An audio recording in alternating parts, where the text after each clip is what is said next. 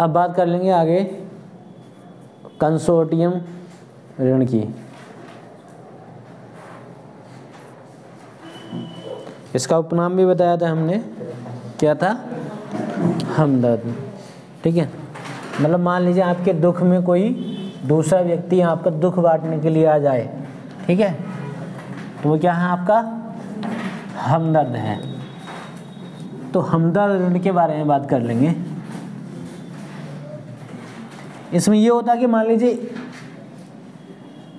जो करदाता है या बैंक है, अगर वो एक से अधिक बैंक हो या करदाता हो और अपने कस्टमर के लिए संयुक्त रूप से ऋण दे दें, संयुक्त रूप से ऋण दे दें, मतलब दोनों बैंकों द्वारा उसको ऋण मिल जाए,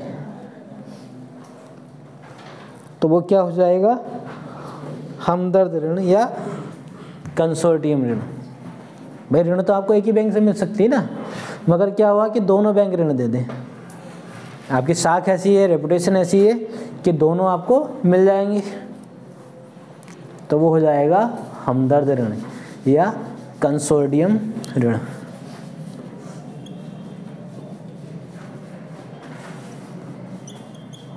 कंसोर्टियम ऋण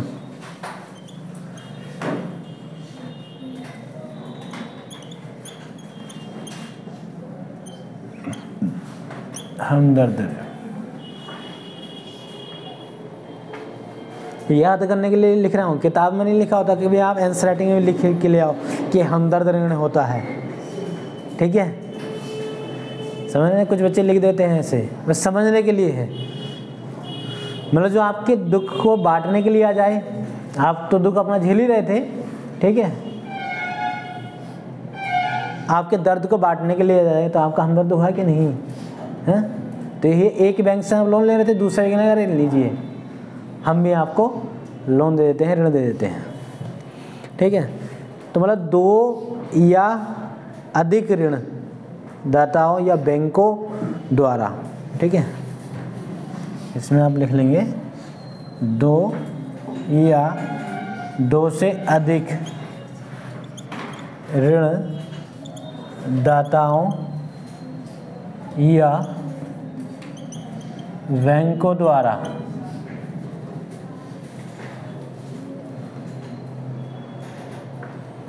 आपस में ग्राहक विशिष्ट समझौते के आधार पर द्वारा आपस में ग्राहक विशिष्ट समझौते के आधार पर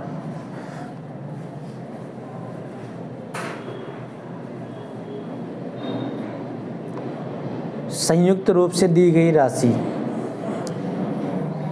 और राशि कैसे है? ऋण।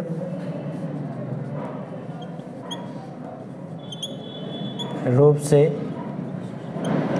दी गई ऋण राशि, संयुक्त रूप से दी गई ऋण राशि को क्या बोलेंगे? कंसोर्टियम ऋण या हमदर्द ऋण।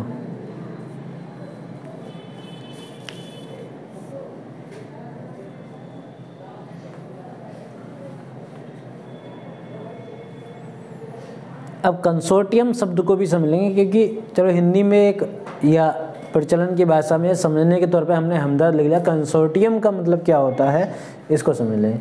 कंसोर्टियम का मतलब ये होता है कि एक ग्राहक को ऋण देने के लिए अगर जिन भी बैंकों में जो है आपसी समझौता होता है तो उसको बोलेंगे बैंकों का कंसोर्टियम, बैंकों का कंसोर्टियम या कंसोर्टियम ऑफ बैंक। ठीक है, तो मतलब किन्हीं दो बैंकों या इससे ज़्यादा बैंकों में होने वाले समझौते को, ग्राहक के लिए होने वाले समझौते को कंसोर्टियम बोलेंगे। ठीक है, और इस समझौते के आधार पर दिए गए ऋण को क्या बोलेंगे? कंसोर्टियम ऋण बोलेंगे। ठीक है, तो इसमें लिख लेंगे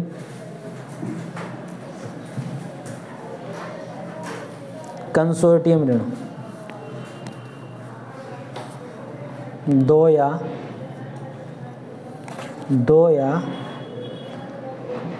अधिक ऋणदाताओं, दो या अधिक ऋणदाताओं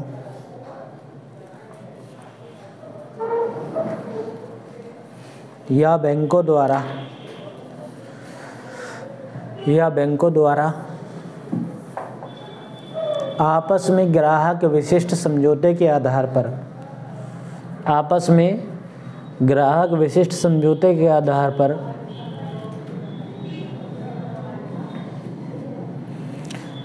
संयुक्त रूप से दी गई ऋण राशि को,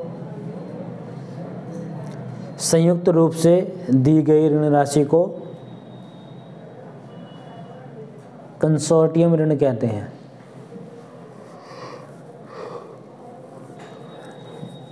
कंसोर्टियम ऋण कहते हैं।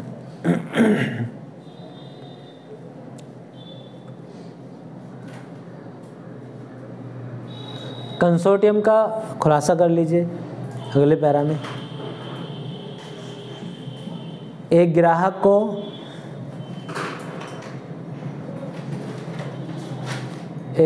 को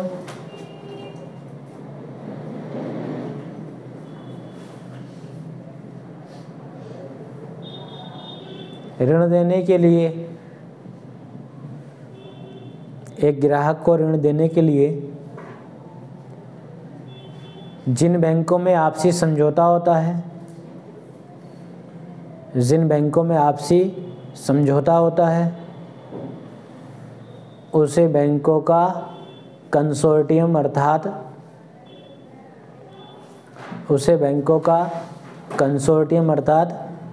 कंसोर्टियम ऑफ बैंक कहते हैं। बैंकों का कंसोर्टियम अर्थात कंसोर्टियम ऑफ बैंक कहते हैं।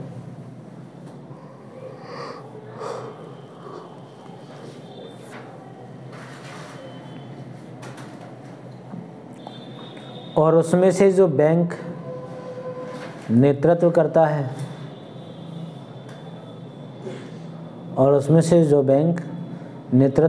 है, उसे कंसोर्टियम लीडर बैंक कहते हैं। उसे कंसोर्टियम लीडर बैंक कहते हैं क्योंकि लीड कर रहा होता है, नेतृत्व कर रहा होता है, कंसोर्टियम लीडर बैंक कहते हैं।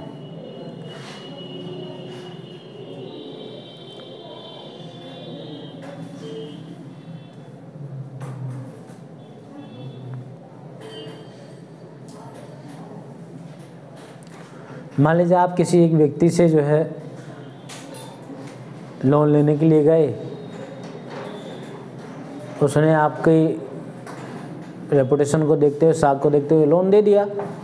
आपको ज़रूरत थी 1 लाख की, तो उसने 1 लाख रुपए दे दिए और कहा कि मैं जो है इसको आपको ब्याज भी चुका दूंगा और किस्तों में चुकाता रहूँगा समय पे, और साल 6 महीना आप जो है अपने किए हुए वादे के अनुसार बराबर उसको किस्त भी जमा कर रहे हैं, ब्याज भी दे रहे हैं, और अचानक से आपको आवश्यकता पड़ गई 1 लाख की और, तो आपने कहा यार अब कैसे होगी बात।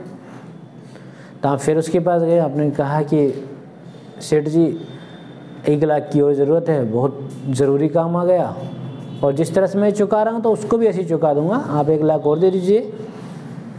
तो उन्होंने कहा यार 1 लाख तो नहीं हो पाएगा। तो आपने कहा किसी से दिलवा दीजिए। तो वो कहेगा ठीक है दिलवाते हैं, बात करते हैं। तो वो किसी अपने मित्र से बात किया कि यार जो है एक व्यक्ति आया है और कुछ पैसे ऋण के रूप में मांग रहा है और ब्याज भी देगा, और अच्छा व्यक्ति है कि समय पे मेरा 1 लाख रुपया उसने दिया है। तो वो एग्री हो जाएगा कि नहीं? अगर चलो ठीक है, तुम्हारे बिहाफ पर हम उसको ऋण दे देंगे कि ठीक है, उसको हमारे पास भेज दीजिए। तो ऐसे में क्या हुआ, किसकी जिम्मेदारी रही? जो पहला व्यक्ति था, ये व्यक्ति, उसकी जिम्मेदारी रही, ठीक है, लीडर वो रहा। तो ऐसी बैंकों का हिसाब है। मान लीजिए आप SBI के साथ यही प्रक्रिया करते हैं, SBI बैंक के साथ, फिर दोबारा से ऋण की आवश्यकता पड़ती है, तो बैंक कहता है कि ठीक है, अगर पॉलिसी में ये है कि इससे आप एक से ज़्यादा बार नहीं ले सकते ऋण या उपलब्ध भी नहीं होगा, तो हम किसी और बैंक से टाई अप आपको करा सकते हैं, क्योंकि आप हमारे अच्छे ग्राहक हो और आपके लिए हम ऋण उपलब्ध करा देंगे। तो लीडरशिप कौन कर रहा है यहाँ? SBI कर रहा है, ठीक है। तो यही चीज़ होती है, दोनों बैंकों में कंसोर्टियम हो गया, क्योंकि आप उनके अच्छे ग्राहक थे, आपके लिए कंसोर्टियम हो गया। तो इसलिए लोन जो है आमतौर पर किसी जो साधारण व्यक्ति है उसको नहीं मिलता कि एक से अधिक बार किसी बैंक में जाएगा, वेरिफिकेशन होता है तो पता चलेगा कि भाई उसकी किस्त कैसे भर रहे हो, फिर इसकी कैसे भरोगे। और जिनकी रेपुटेशन ठीक है, उसको आवश्यकता है, तो कोई दिक्कत नहीं, मैनेज हो जाएगा, ये चुका देता है, ठीक। तो साख ज़रूरी है कि नहीं? बहुत ज़रूरी है। जिसका पैसा लिया उसको चुकाते भी रहो। नहीं, पैसा लेना गलत बात नहीं है, आप अपने काम के लिए पैसा ले रहे हो और फिर उससे जो है उसका कहीं निवेश कर रहे हो और फिर उससे उत्पादन क्षमता अपनी बढ़ा रहे हो, तो ये गलत तो नहीं है। कुछ लोग ऐसे होते हैं अकड़ू टाइप की, पैसा लेंगे नहीं किसी से चाहे कुछ हो जाए, और वो जो है निष्क्रिय मोड में चले जाते हैं, स्लिप मोड में चले जाते हैं। और ना तो किसी से पैसा ले रहे हैं, रिस्क नहीं ले रहे हैं।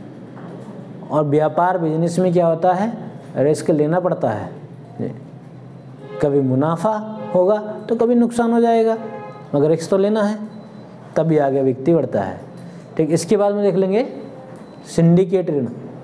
सिंडिकेट था ना,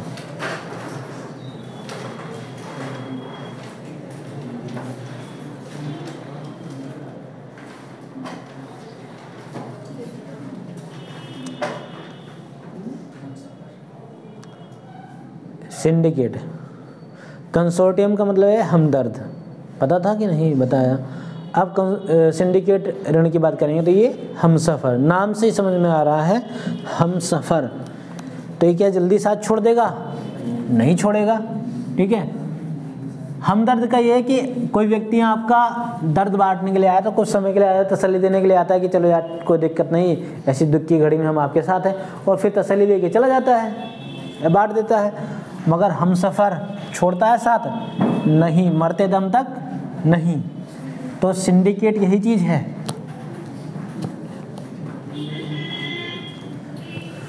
सिंडिकेट ऋण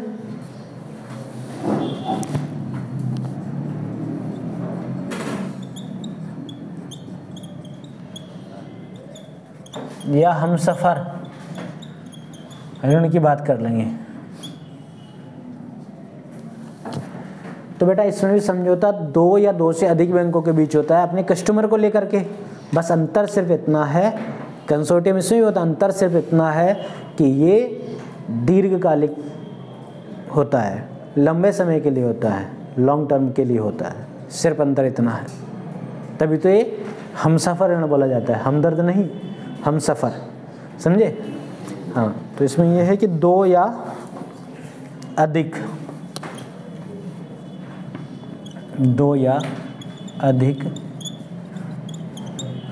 ऋणदाताओं या बैंकों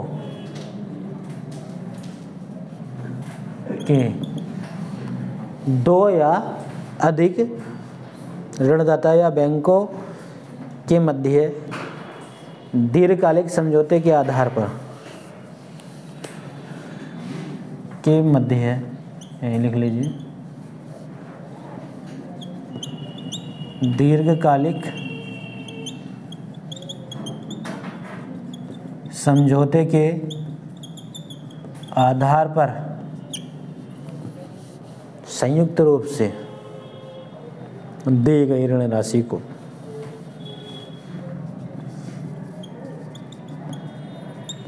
संयुक्त रूप से दी गई ऋण राशि को क्या बोलेंगे? सिंडिकेट ऋण।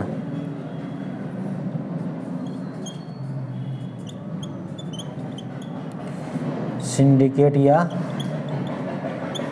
हमसफ़र ऋण। तो बेटा किताब में हमसफ़र ऋण नहीं लिखना, ठीक है। हाँ, नहीं तो एग्जामिनर हंसते हंसते लोटपोट हो जाएगा, खैर वो समझ जाएगा कि ये जो है कुछ ज़्यादा ही रोमांटिक टाइप का बच्चा है, ठीक, कि व्यवहारिक कुछ ज़्यादा है, प्रैक्टिकल हर बात पे करना चाहता है। तो समझने के लिए है, अगर आपको सिर्फ इतना बता दिया जाता है कि कंसोर्टियम क्या होता है, सिंडिकेट ऋण क्या होता है, तो थोड़ा मुश्किल होता है याद रखना।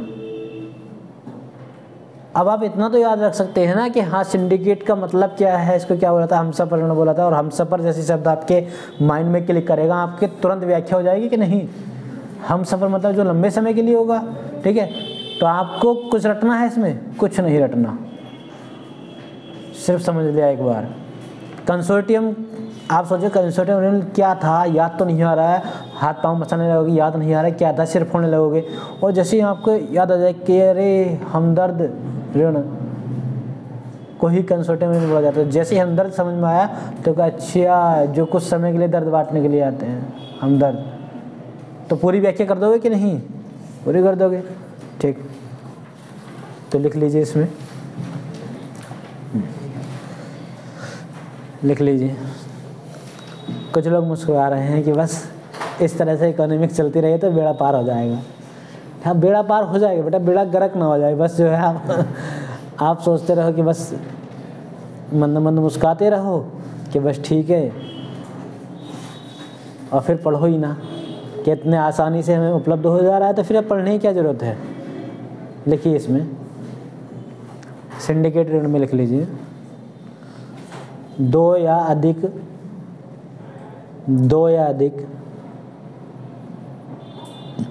ऋणदाताओं या दो या अधिक ऋणदाताओं या बैंकों में दीर्घकालिक समझौता के आधार पर संयुक्त रूप से दी गई राशि को ऋण राशि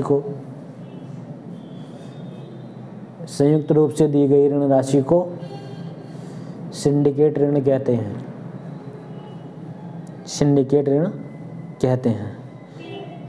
ऐसे सिंडिकेट बैंक भी होते हैं कि नहीं, हाँ, तो वो हो गए आपके हमसफर बैंक, समझे। तो किसी का नाम यूं ही नहीं रख दिया जाता है, जो जैसा उसका नेचर होता है वैसे नाम भी रखा जाता है। जैसे मान लीजिए आपका नेचर है कि आप बड़े ईमानदार टाइप के व्यक्ति हो, कि हाँ ईमानदार हो, और कितना भी आपके सामने धन दौलत पड़ी हो आप उठाते नहीं हो, और बड़ी ईमानदारी से जो है जिसकी है उसको सौंप देते हो, तो आपकी एक छवि बनेगी कि नहीं कि ये व्यक्ति क्या है, ईमानदार है। और आपका नेचर इस तरह से है कि मान लीजिए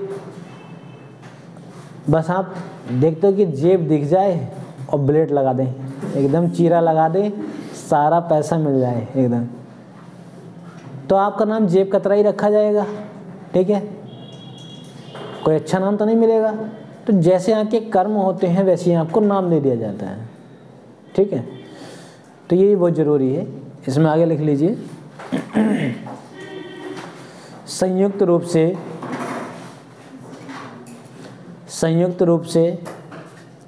ऋण देने के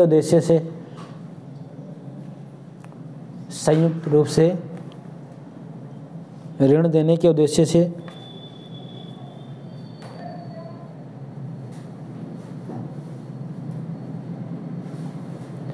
जिन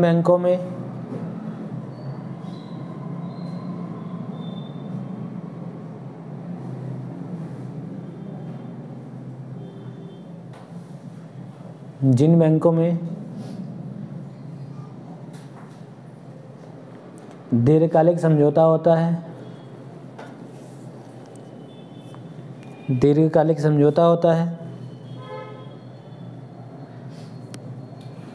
उन्हें बैंकों का सिंडिकेट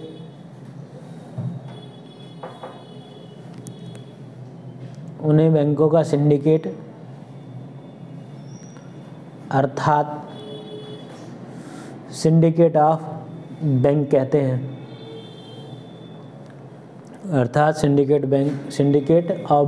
हैं। और जो बैंक उसका नेतृत्व करता है उसे क्या बोलेंगे, सिंडिकेट लीडर कहते हैं। जो बैंक उसका नेतृत्व करता है उसे सिंडिकेट लीडर कहते हैं।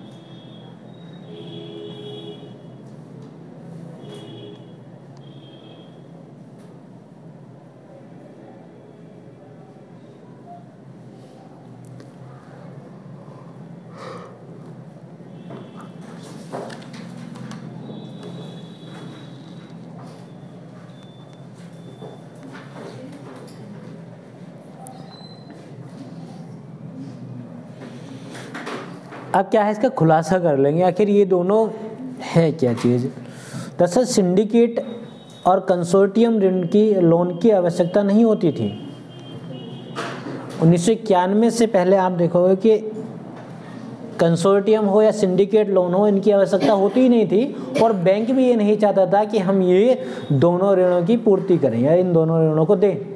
क्यों? क्योंकि इसमें क्या होता है, छोटी राशि तो होती नहीं है भाई। एक व्यक्ति जो है दोबारा फिर से ऋण ले रहा है तो छोटी राशि तो हुई नहीं, बड़ी राशि होती थी और इसकी पूर्ति करने के लिए बैंक भी थोड़ा हिचकिचाती थी कि कहीं ऐसा ना हो कि गड़बड़ हो जाए मामला।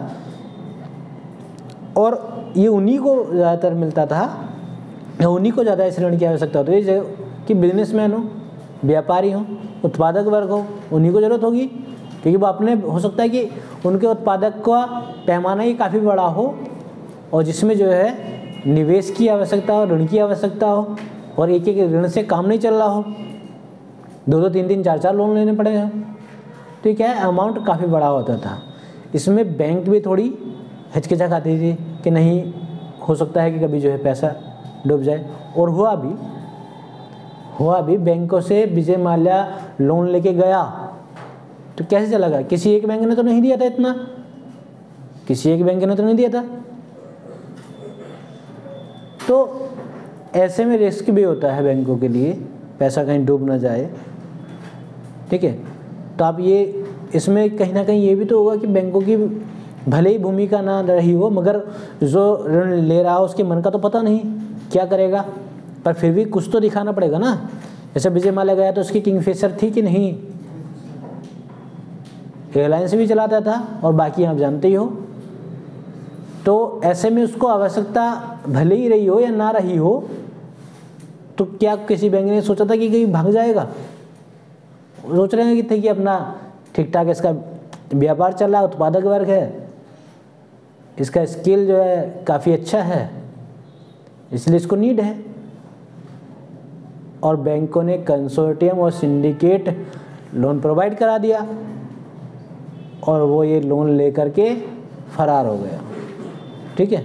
तो फरार हो गया तो इससे नुकसान तो होगा ही ना, ठीक है। तो ये सारी चीज़ें चलती रहती हैं। तो फिर आपको पता होना चाहिए कि अगर कोई कंपनी या संस्था घाटे में चली जाती है तो उसकी सहायता भी होती है, ठीक है।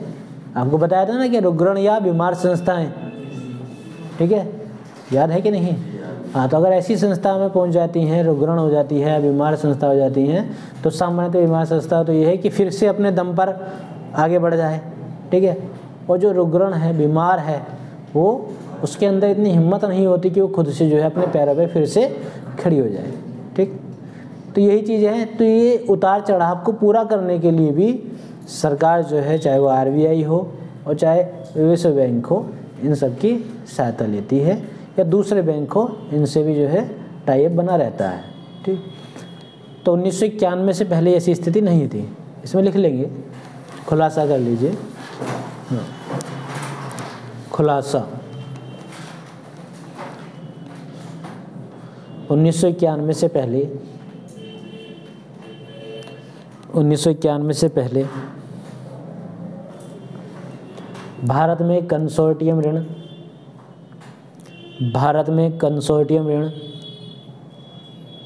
एवं सिंडिकेट ऋण की चर्चा नहीं होती थी। भारत में कंसोर्टियम ऋण एवं सिंडिकेट ऋण की चर्चा नहीं होती थी क्योंकि ऐसे ऋण की मांग नहीं की जाती थी, और बैंक ऐसे ऋण की आपूर्ति नहीं करना चाहते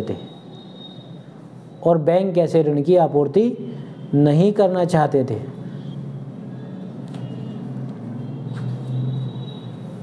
क्योंकि बैंकों के पास भी खुद जो है समस्याएं बनी होती थी। कंसोर्टियम या सिंडिकेट ऋण बड़ी राशि होती है। कंसोर्टियम या सिंडिकेट ऋण बड़ी राशि होती है।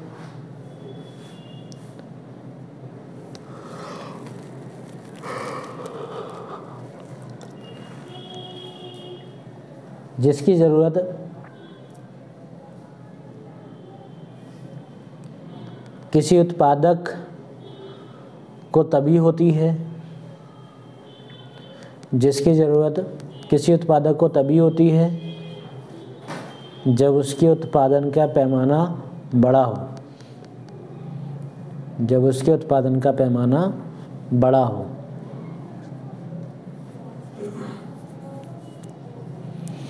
और भविष्य में लगातार बढ़ते जाने वाला हो, और भविष्य में लगातार बढ़ते जाने वाला हो।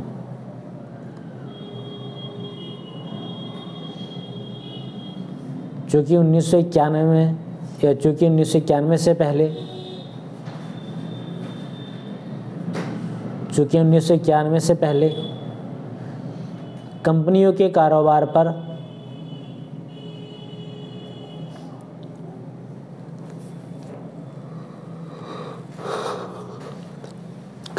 कारोबार पर सरकार का कठोर अंकुश रहता था, सरकार का कठोर अंकुश रहता था।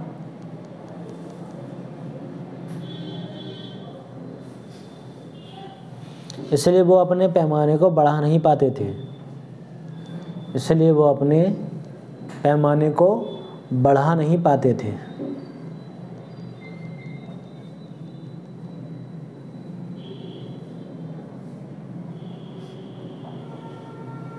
और इसीलिए उन्हें बड़े पैमाने के ऋण की ज़रूरत नहीं पड़ती थी, और इसीलिए उन्हें बड़े पैमाने के ऋण की ज़रूरत नहीं पड़ती थी।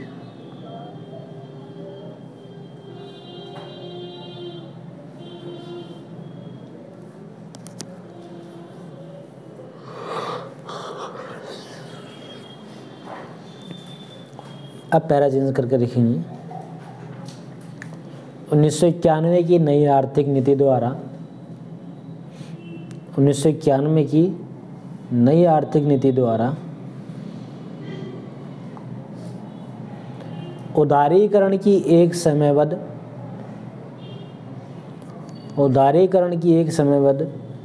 एवं व्यापक प्रक्रिया चलाई गई। उदारीकरण की एक समयबद्ध एवं व्यापक प्रक्रिया चलाई गई, जिससे कंपनियों को अपने कारोबार के पैमाने को बढ़ाने की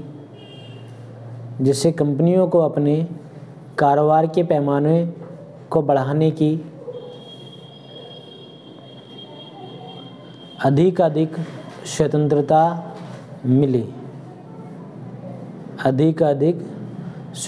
मिली।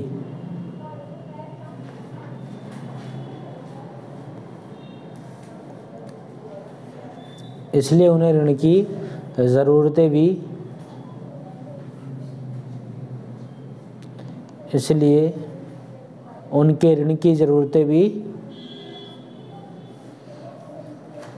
अधिक बढ़ती गई।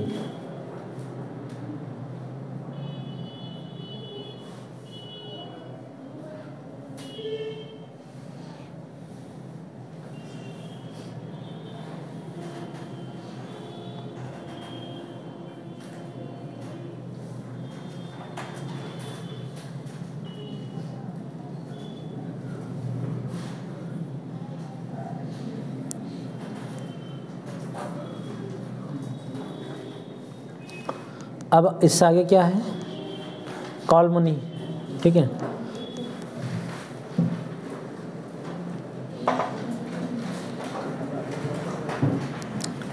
कॉल मनी हिंदी में हमने इसका अनुवाद क्या किया था?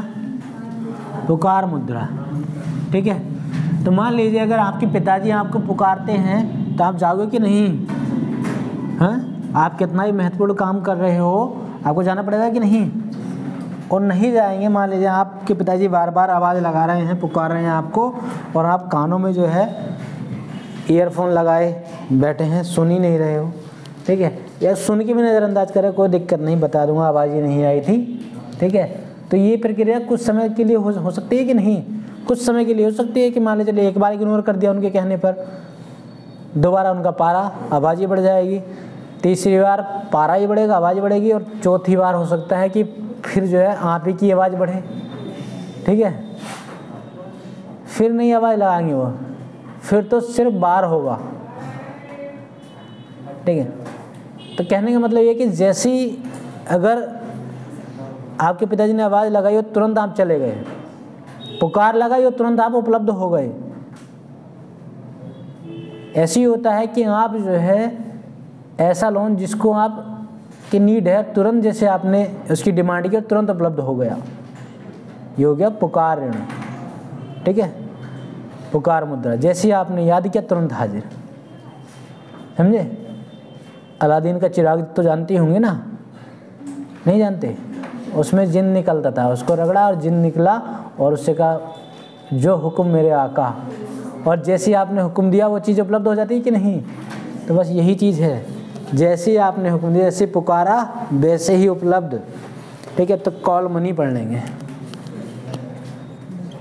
कॉल मनी,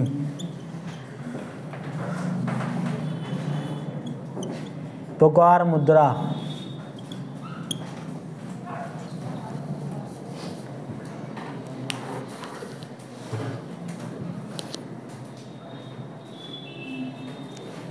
साधारण शब्दों में समझ लीजिए कि एक दिवसीय ऋण को कॉल मनी कहते हैं। वनडे, एक दिवसीय ऋण को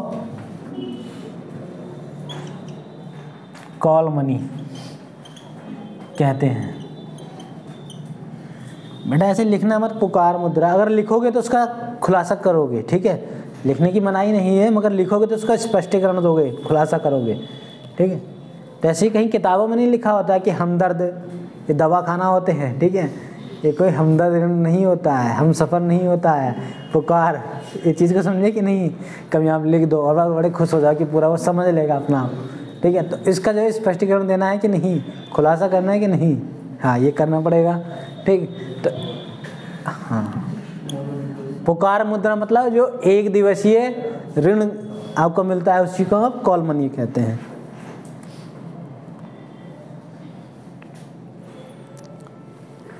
सर इसमें हमसे फोन से कॉल करके भी बैंक से भी ले सकते हैं? फ़ोन से, हाँ हाँ, दरअसल बिल्कुल ले सकते हैं, कोई दिक्कत नहीं। जैसे आपने आपके मोबाइल का सिम का जो है बैलेंस ख़त्म हो गया, ठीक है, और आपने कॉल किया कि मेरे अकाउंट में जो है मेरे सिम का जो है बैलेंस ख़त्म हो गया। कस्टमर केयर का तो नंबर लग ही जाता है, हो ना हो, उसका आपने कॉल किया कि आप जो है प्लीज़ क्रेडिट कर दीजिए मेरे सिम में। तो जैसे आपने कहा वो तुरंत क्रेडिट हो जाते हैं, मगर ये 24 घंटे के लिए होते कि नहीं? 24 घंटे के बाद आपको भुगतान करना पड़ेगा जी। अगर नहीं करते हैं तो फिर माइनस में पहुँच जाते हैं कि नहीं? फिर माइनस में चले जाएंगे।